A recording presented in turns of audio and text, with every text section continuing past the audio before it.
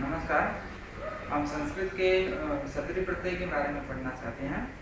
जैसा कि हम देखते हैं, संस्कृत में कई शब्द होते हैं जहाँ पे प्रत्यय या उपसर्ग या धातु वगैरह सब जुड़ते हैं और कई अलग अलग शब्द बनते हैं। तो आज हम सतरी प्रत्यय के बारे में जानते हैं।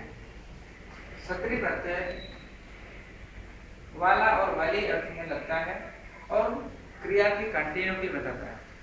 कोई भी क्रिया निरंतर हो रही है तो उसके लिए हम उस क्रिया में सतरी प्रत्यय लगाएंगे। यह प्रत्यय, इस प्रत्यय का दूसरा बिंदु है विशेषण विशेष्य। यह एडजेक्टिव बनता है या क्रिया विशेषण बनता है, एडवर्ब बनता है। इसका थर्ड पॉइंट है मूल धातु मीन्स मेन रूट में न जुड़कर उसके रूप में जुड़ता है। मीनिंग जैसे गम धातु है तो हम गम धातु में सतरी प्रत्यय जोड़ेंगे तो गम में सत्री नहीं जुड़ेगा, गम के रूप अर्थात गच्छति में सत्री जुड़ेगा। सत्री प्रत्यय हमेशा परस्मैपदी धातुओं में जुड़ता है। और परस्मैपदी क्या होता है कि धातु का दो रूप होता है, एक आत्मनेपदी, एक परस्मैपदी। जैसे सेवते सेवते सेवन्ते, लभते लभते लभन्ते, रोचते रोचेते रोचन्ते, ये सब आत्मनेपदी धातुएं होती हैं। लेकिन पठति पठतः, लिखति लिखतः, लिखन्ति, ये सब धातुएं परस्मय होती है। तो ये सत्री प्रत्यय हमेशा परस्मैपदी धातु में जुड़ता है। जैसे गम प्लस सत्री, गम धातु में हमें सत्री जोड़ना है तो for mg, mg means masculine gender पुल्लिंग, तो फर्स्ट स्टेप होगा step 1, s1 means step 1, take the लट लकार 1.1 टेबल। 1.1 मीन्स प्रथम पुरुष एक वचन। तो गम धातु का लट लकार प्रथम पुरुष एक वचन टेबल होगा गच्छति। फिर हमारा सेकेंड स्टेप होगा रिमूव द ती, मीन्स गच्छति में से हम ती रिमूव कर देंगे, हमारे वर्ड मिलेगा गच्छ। देन थर्ड स्टेप है ऐड द अन, तो हमारा सत्री प्रत्यय के साथ गम में सत्री जोड़ने के बाद पुल्लिंग रूप बना गच्छन। एंड फॉर स्त्रीलिंग, for FG feminine gender, step 1 होगा टेक द लट लकार 1.3 टेबल। 1.3 मीन्स प्रथम पुरुष बहुवचन, तो गच्छन्ति होता है। देन रिप्लेस द एंडिंग अंति विथ अंति, तो गच्छन्ति का जो छोटा ही है वो बड़ा ही बन जाएगा।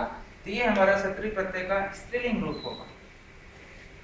एंड फॉर नपुंसकलिंग neutral gender, same like masculine gender के स्टेप्स यहाँ भी अप्लाई होंगे, लेकिन in third step at the end, तो मैस्कुलिन जेंडर हमने थर्ड स्टेप में अन जोड़ा है, जहाँ पे हम अथ जोड़ेंगे तो हमारा मैस्कुलिन जेंडर का रूप होगा गच्छत। हमें 3 वर्ड मिला सत्री प्रत्यय जोड़ने के बाद, 3 शब्द मिला गच्छन, गच्छन्ति और गच्छत। अभी ध्यान देना है कि गम धातु का जो रूप है वो लट लकार में रूप चलता है, गच्छति गच्छतः गच्छन्ति, लेकिन जब उस धातु में सत्री प्रत्यय लगा दिए तो वो एक शब्द बन गया और उसका 3 जेंडर हो गया। अब दूसरा टेबल है गम प्लस सत्री, हमें पुल्लिंग मिलेगा गच्छन, स्त्रीलिंग मिलेगा गच्छन्ति, नपुंसकलिंग मिलेगा गच्छत। ये गच्छन वर्ड आपका गच्छन की तरह चलेगा, गच्छन गच्छन्तो गच्छन्तः इन द पुल्लिंग। गच्छन्ति नदी की तरह चलेगा, गच्छन्ति गच्छन्त्यो गच्छन्त्यः। और गच्छत नपुंसकलिंग जगत की तरह चलेगा, जगत जगति जगन्ति, तो गच्छत गच्छति गच्छन्ति। इसका मीनिंग हो गया जाता हुआ 1 पुल्लिंग, जाता हुआ 2 स्त्रीलिंग, जाता हुआ 2 पुल्लिंग, जाता हुआ 3 या अधिक पुल्लिंग। इसका मीनिंग हो जाती हुई 1 स्त्रीलिंग, जाते हुई 2 स्त्रीलिंग, जाते हुई कई स्त्रीलिंग। इसका मीनिंग होगा जाता हुआ 1 नपुंसकलिंग, जाता हुआ 2 नपुंसकलिंग, जाता हुआ कई नपुंसकलिंग। अब किसी भी धातु में सत्री प्रत्यय जोड़ना है, मैंने पहले ही बताया कि धातु में सत्री प्रत्यय नहीं जुड़ेगा, धातु के टेबल में जुड़ेगा, धातु के रूप में जुड़ेगा। तो जैसे स्था धातु है तो स्था धातु में हमें सत्री जोड़ना है, तो स्था में हम सत्री नहीं जोड़ेंगे, स्था के टेबल अर्थात तिष्ठति में जोड़ेंगे। तो सेम स्टेप होगा, तिष्ठति से ती हटाइए और अन जोड़िए, हमारा वर्ड मिलेगा तिष्ठन। पा धातु है, इसका रूप चलता है पिबती, इसका रूप बनेगा पिबन। लिख धातु है, लिखन। नृत्य धातु है, इसका रूप चलता है नृत्यति, यहाँ पे नृत्यन बनेगा। नम धातु है नमन, पठ धातु है पठन। इन सब का मीनिंग होगा बैठता हुआ, पीता हुआ, लिखता हुआ, नाचता हुआ, नमस्कार करता हुआ और पढ़ता हुआ।